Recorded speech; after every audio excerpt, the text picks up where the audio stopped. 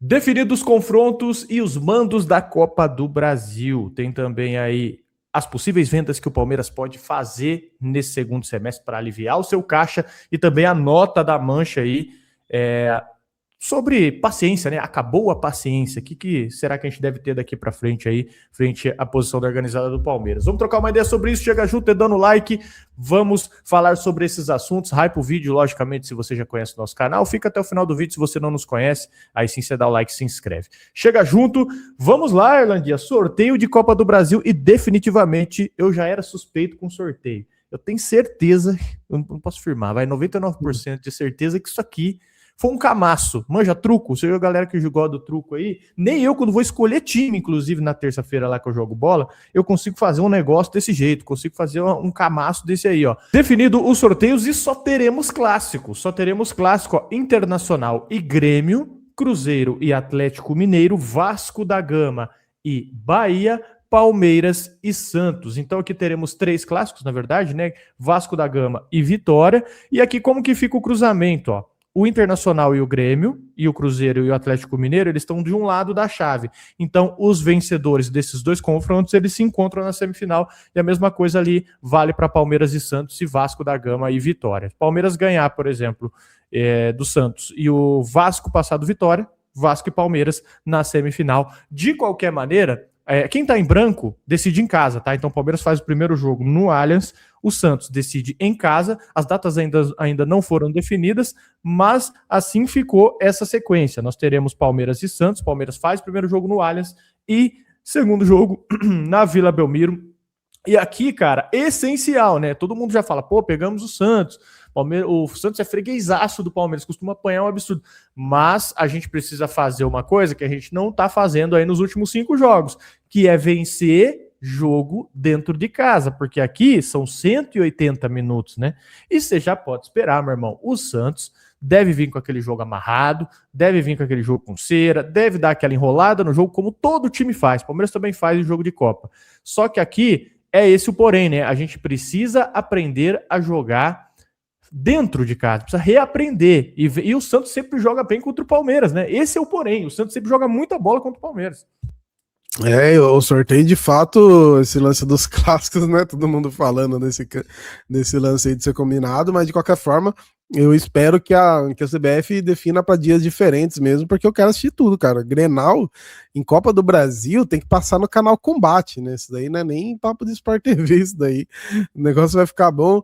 Cruzeiro, tem um ponto que define, talvez a gente colocaria ali o Cruzeiro daquele lado da chave como favorito, mas como é um clássico, acho que as coisas se igualam muito, né? Não seria nada normal o Galo eliminar o Cruzeiro, então. Claro que pelo futebol a gente colocaria o Cruzeiro como favorito, mas clássico a gente sabe como que é, né? E também teve pancadaria, né? Eu acho que inclusive a maior pancadaria recente é dos caras, né? Então aquele lado ali é canal Combate, né? Quando a gente trouxer onde assistir aí, ali aquele lado é canal Combate, mas aqui do nosso, o Palmeiras não tem como, né? Ele é favorito do lado aqui mesmo, mas também clássico as coisas se igualam, especialmente pelo fato de decidir fora. O Vasco e Vitória, aí eu não sei, né? Aí é uma briga. Eu coloco o Vitória hoje como favorito. O Vitória eliminou Flamengo e Furacão.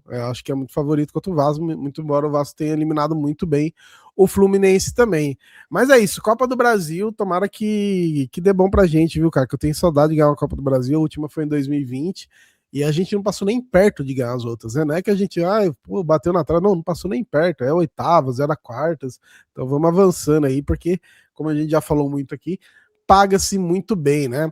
Por falar em dinheiro, a gente vai falar sobre a questão das possíveis vendas do Palmeiras ainda nessa temporada, mas antes quero deixar um recado para vocês, porque esse mês de semana aqui é de Libertadores, tem Sul-Americana também, inclusive hoje já tem jogo de São Paulo contra o Bolívar, hein?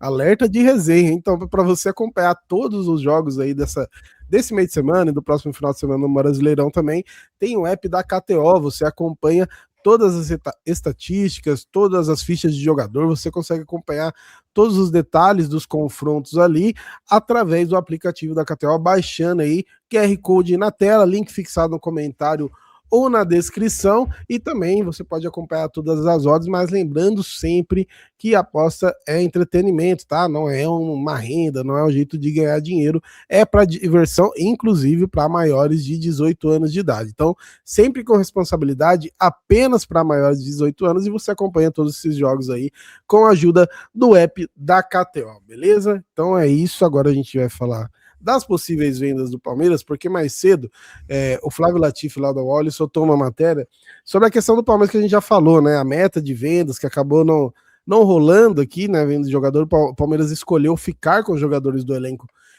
profissional. E aí o que acontece? Você vai vender quem então, né? O Palmeiras está colocando uma galera aí para poder fazer essa grana. E aí a gente não tem como, vai para a molecada da base. Nessa lista, a gente tem o Heitor, que tem 18 anos, né? Ele já até teve alguma chance no profissional aí, mas muito pouco. Tem também o Benedetti, que já é um nome que a gente tá falando há muito tempo aí, sobre venda e tudo mais. Ele até entrou no jogo aí contra o Fortaleza, no segundo, e acabou. O jogo, de maneira geral, não foi muito bom, né?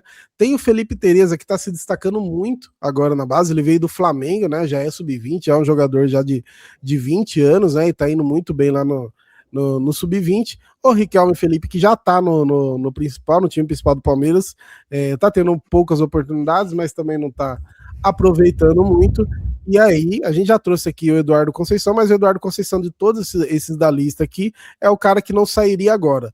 Todos os outros que eu trouxe sairiam, né? Que já bateram os 18 anos de idade e todos muito bem avaliados no mercado aí. Então, assim, a saída do Palmeiras é tentar vender essa molecada aí, que já, né, meio que estourou a idade, ou tá muito perto de estourar a idade, e não engrenou no principal, né? Então não vai fazer aquela falta esportiva como faria o Alan hoje em dia, né? Vale lembrar que esses caras tiveram ofertas muito, muito boas na mesa, né? O Riquelme Felipe, por exemplo, a gente até certo tempo atrás queria levar ele por quase 100 milhões de reais. Então é realmente o Palmeiras avaliar se vai conseguir usar o jogador ou não, se o jogador tem algo diferente para apresentar no profissional, porque a gente joga a régua automaticamente quando surge um garoto desse. Pô, Palmeiras revelou um pontinho rabiscador. A galera imediatamente associa com Estevão e Hendrick. Infelizmente isso não vai acontecer, né, cara? Nem todo. Gostaria eu que todos os jogadores que subissem do Palmeiras fossem nesse nível. Mas às vezes não vai. E às vezes serve para compor caixa e tá tudo certo. Faz parte do business, faz parte do futebol.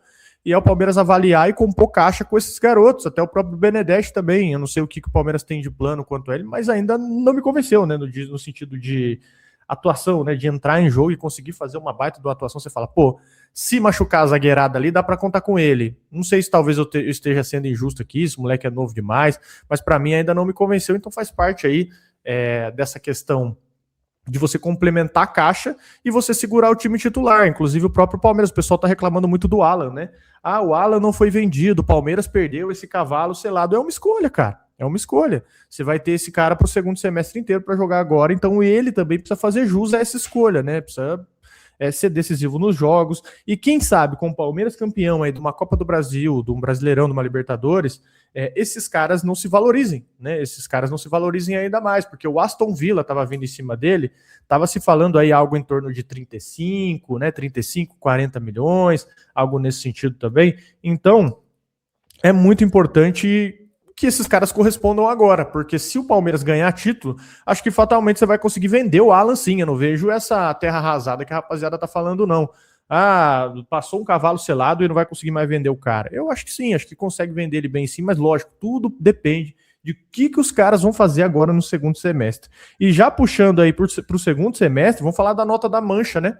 A Mancha que postou uma nota agora falando acabou a paciência, né? Colocou uma nota ali dizendo acabou a paciência, colocou, acho que tem até um forabel ali, né, no cantinho, embaixo, bem ali no rodapé. Qual a sua opinião aí, cara, a respeito, né? É uma nota que foi lançada ontem à meia-noite. Detalhe, Palmeiras joga Libertadores na quarta-feira e hoje sorteio da Copa do Brasil. Cara, é uma torcida e Palmeiras ultimamente não tem conversado muito bem. Inclusive, vi muita gente reclamando do clima no estádio no último jogo, né? Um clima mais morno. Tanto que o time também já estava morto, também não ajudou muito.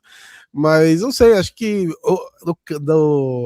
digamos, o ecossistema do Palmeiras às vezes envolve um pouquinho de turbulência, né, cara? Vamos ver se isso no final das contas ajuda, talvez a torcida em algum momento começar a se unir, mas assim, realmente, tanto o Palmeiras em si, né, na figura da Leila, quanto Abel e torcida, há muito tempo não tem um diálogo, né? Acho que a última vez foi de fato ali em 2024, talvez, né? Final de 2023, começo de 2024. Depois daí realmente não vingou mais, né, cara? Mas vamos ver, porque semana importante, né? Porque tem de fato a Libertadores, no meio disso você tem um jogo complicado demais no Brasileiro também contra o Fluminense. Então, assim, além de não ter sossego fora, dentro já também não tem sossego fora de campo. Mas é isso, senhores, ó. Calma, né? Tranquilidade. Esperem até o fim da tarde aí, deve ter algum protesto da Mancha. Aí a gente acompanha no que se desdobrou, né, nesse sentido. Vamos acompanhar o que os caras têm a dizer. Mas deve ter mais coisas, né, a serem ditas pela Mancha. É isso? É exatamente isso. Vamos acompanhando aqui, trazendo as notícias para vocês. Amanhã, Libertadores. Falamos de sorteio da Copa do Brasil. Amanhã já tem Libertadores, depois tem Brasileiro, para vocês verem que o negócio aqui não para mesmo, beleza? Deixe a sua inscrição no canal e seu comentário, que ajuda demais. Tamo junto.